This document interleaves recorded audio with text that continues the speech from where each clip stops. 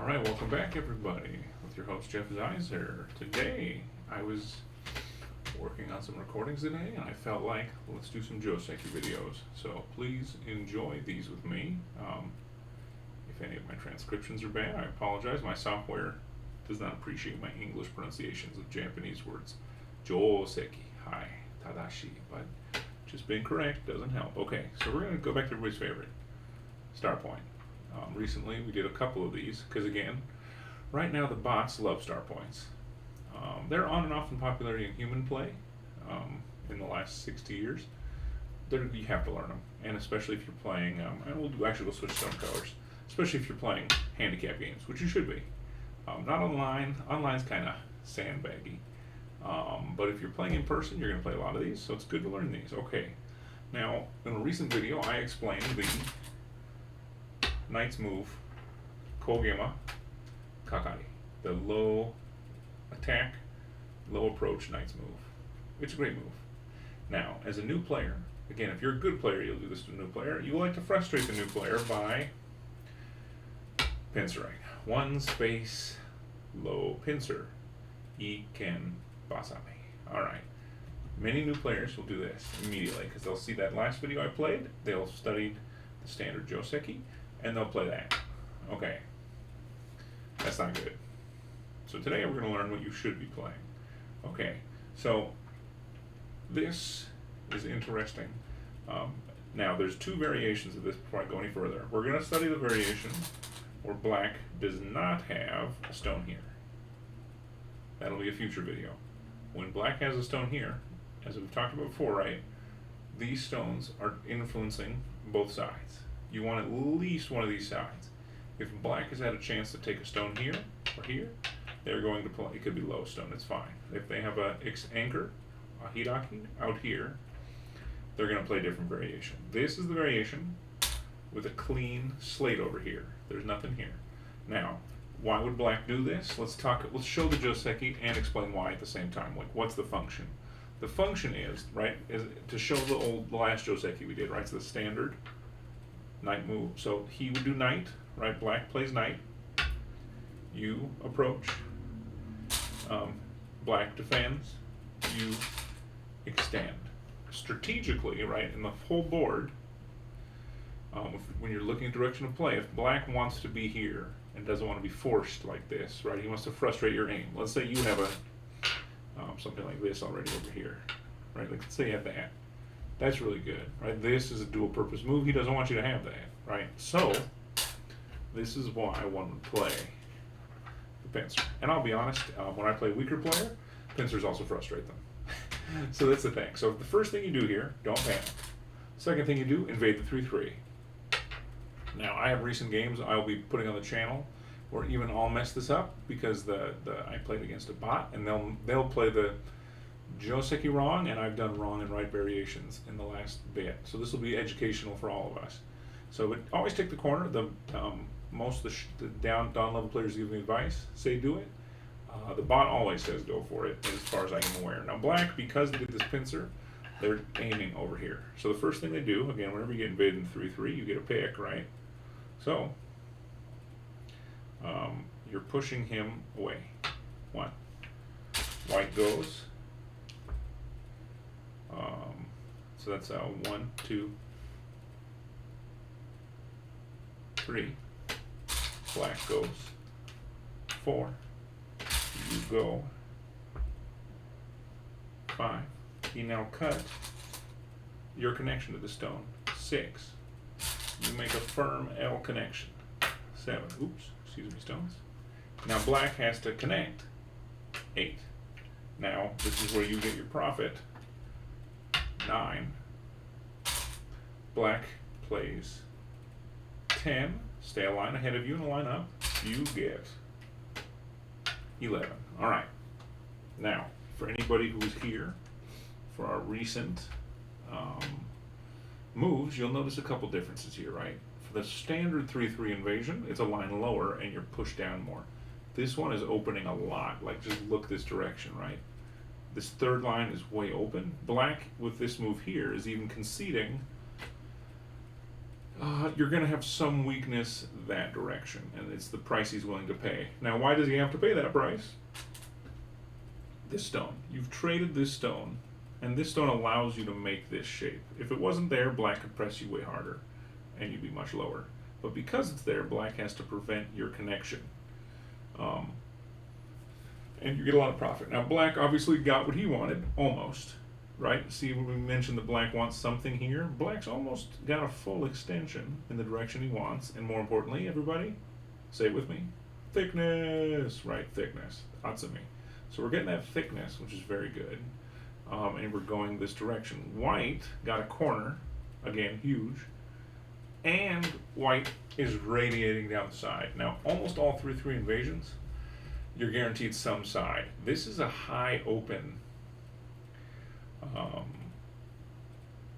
very high, very open white position. It's very nice. Because again, right, like, white does not, right now black has Sente, not white. Right, because 11 was here. So black could close him in or something, right? But white can now start getting higher up, right? A Kosumi or a Keima or something. You're now building towards the center. And black, even if black's chasing you out, right? Depending on the rest of the board. Black's building thickness, but you're building profit, right? Territory. So that's pretty good. So the biggest distinction I'll say for this one, for me, when there's no stone here, this is the first variation in the book, by the way. And it is a fundamental shape, the Kihon Kata. Like, this is a good one to learn. It's a good trade, right? White's doing just fine. You've frustrated half his ambitions, you got your corner, and like we talked about, like, think about this, right? Like right there, that large knight's move. You've now moved out into the center, influence, and you got a corner, right? It's a lot of points. So this is a good one. This move can feel frustrating. Generally, they'll win in doubt. Take the corner, you'll be fine. Practical application, sure. Probably don't do this. I'll show you. Right, like, let's say you 3/3 invade over here. Let's do the same formation again. Right? Black cuts again. White goes in the corner. Let's just play the same Joseki one more time. Black decides. White pushes.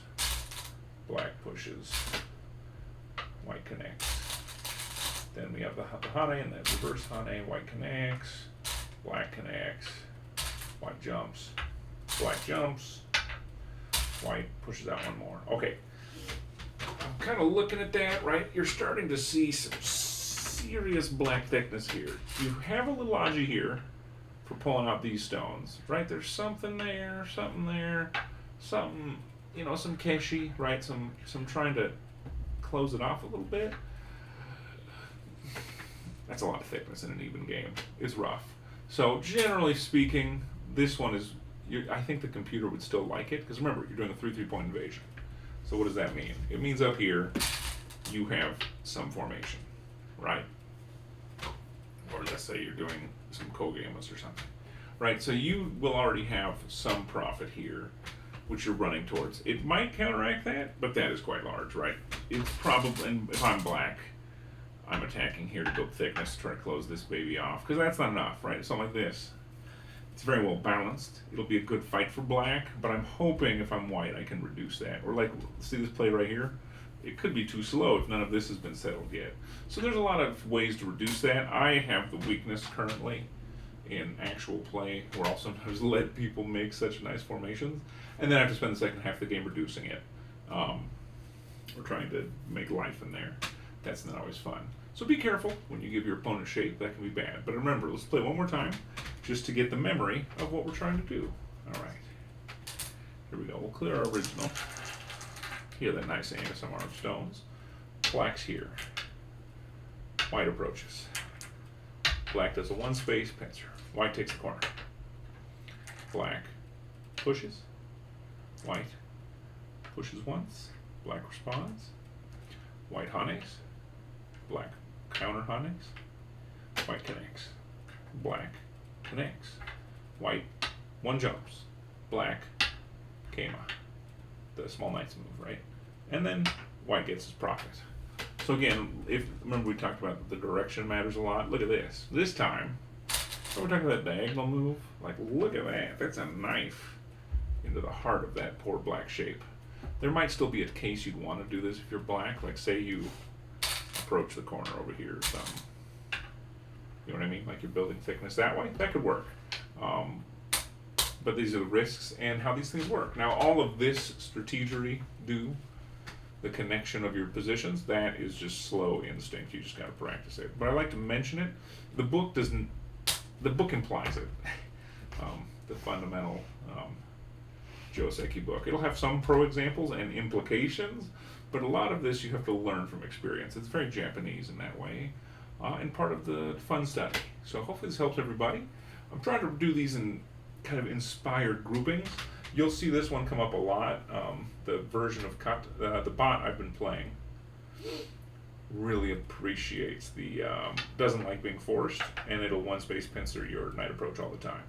I would say more than 50% of the time.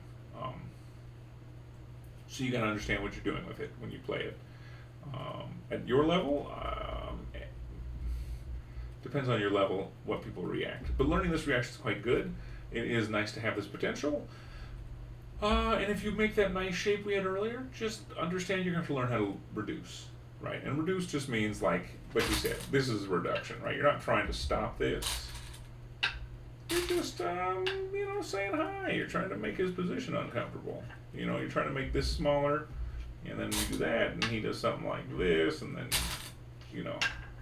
you're just trying to, like, keep his shape flatter than a giant wall of doom that gives him points. So, Sunkeshi's always good. And this is still pretty conservative. I'm just doing it off the top of my head. It looks nice, though. I like the connected shapes. So I'd probably make Sabaki. It'd be all right. So, all right, welcome, everybody. Hopefully you enjoyed this. Hopefully it was educational. This one, I need to learn to love more. That's one reason we're putting it here. I've used it a lot in my recent Kifus that'll be on the channel. So it's good to have it. It's good to see it. It's good to think about it. See why you like it. See why you may dislike it. We'll talk about some of the alternatives. There is an alternative for, I'll call it flying out into the center. The book is a medium-low fan of that variation. And when I've used it in games, my timing's bad. Normally I play it when I want to use it versus when it's good. So we'll see. We'll analyze that one at some point. I wouldn't recommend it early, though. It's harder to use. This is just the basics. So hopefully this helped everybody. Another way to approach a star point. Until next time, this is your host, Jeff Zeiser. I'll see y'all on the next move. Have a good time. Keep playing.